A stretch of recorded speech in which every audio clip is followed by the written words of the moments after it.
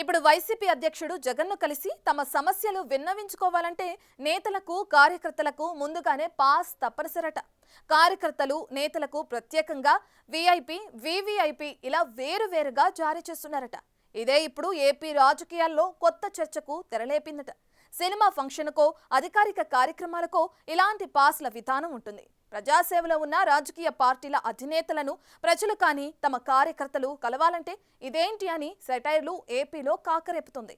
ఇంతకీ ఏంటి పాస్ల కోల?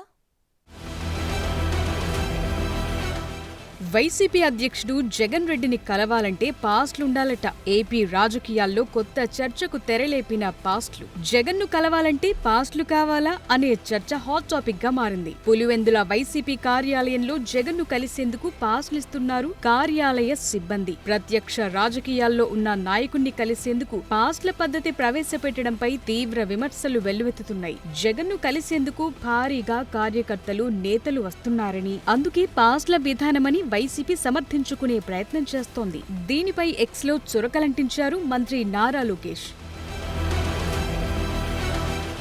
ఇప్పుడు తమ పార్టీ అధ్యక్షుణ్ణి కలిసి తమ సమస్యలు విన్నవించుకోవాలంటే పార్టీ శ్రేణులకు ముందుగానే పాస్ తప్పనిసరి చేశారు. కార్యకర్తలు, నేతలకు ప్రత్యేకంగా వీఐపీ, వీవీఐపీ ఇలా వేరువేరుగా జారీ చేస్తున్నారు. ఇదే ఇప్పుడు ఏపీ రాజకీయాల్లో కొత్త చర్చకు తెరలేపింది. జగన్ 15 ఏళ్ల రాజకీయ ప్రస్థానంలో అధికార, ప్రతిపక్ష హోదాలను చూశారు. గత 5 ఏళ్లు ముఖ్యమంత్రిగా పనిచేశారు. ప్రతిపక్ష నేతగా 5 ఏళ్లు ప్రజల్లో ఉన్న జగన్ ముఖ్యమంత్రి అయ్యాక ప్రజలకు, కార్యకర్తలకు అందుబాటులో లేరని ఆరోపణలు ఎదుర్కొన్నారు. పరదాల మాటున పాలన సాగించారు. అందుకే 2024లో 11 సీట్లకు పరిమితమయ్యారు. ఇదంతా ఒకెత్తైతే ఇప్పుడు జగన్ తీరు కొత్త చర్చకు దారితీస్తోందట. అధికారం కోల్పోయినా జగన్లో మార్పు రాలేదని ఎక్స్ వేదికగా లోకేష్ చేసిన ట్వీట్ వైరల్ గా మారింది.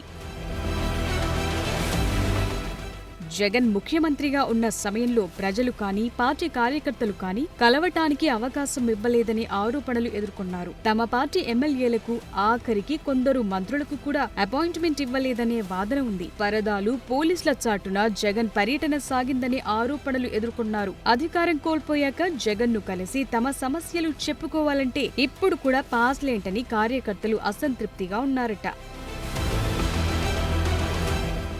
ముఖ్యమంత్రిగా ఉన్న సమయంలో కలవటానికి అవకాశం లేదు. అధికారం లేనప్పుడు కలవటానికి అవకాశం ఇవ్వకపోవటంపై నేతలు పెదవి విరుస్తున్నారట. వైఎస్ వర్ధంతి సందర్భంగా 3 రోజుల పర్యటనలో భాగంగా పులివెందులకొచ్చిన జగన్ రెడ్డిని కలిసేందుకొచ్చిన నేతలకు ఎదురైన అనుభవం ఇప్పుడు ఏపీ రాజకీయాల్లో చర్చనీయాంశంగా మారింది. జగన్ను కలిసేందుకొచ్చే నేతలకు వీఐపీ, వీవీఐపీ పాస్లు జారీ చేశారు. గత 5 ఏళ్లలో ముఖ్యమంత్రిని ప్రోటోకాల్ అంటూ కలవకుండా అడ్డుకున్నారు. కనీసం ఇప్పుడైనా కలిసి సమస్యలు విన్నవించుకుందామంటే ఈ అడ్డంకులేంటని ప్రశ్నిస్తున్నారట నేతలు. ఓటమి తరువాత జగన్ తాడేపల్లిలో కేవలం పార్టీ నేతలతో సమీక్షలు నిర్వహించారు. సామాన్య కార్యకర్తలకు ఆయన దర్శనమే కరువయింది. అడపాదడపా పరామర్శలు, ఓదార్పులకు ఆయన పర్యటించినప్పుడే జగన్ దర్శన భాగ్యం ఉండేది. ఆయన ఎక్కువగా బెంగుళూరులో ఉండడంతో పులివెందుల వచ్చినప్పుడు మాత్రమే పార్టీ శ్రేణులను కలిసేందుకు కొంతైనా అవకాశం ఉండేది. అలాంటిది పులివెందులకు వచ్చినప్పుడు కూడా ఈ కొత్త నిబంధనలు ఏంటని నేతలు తెగ ఇదైపోతున్నారట.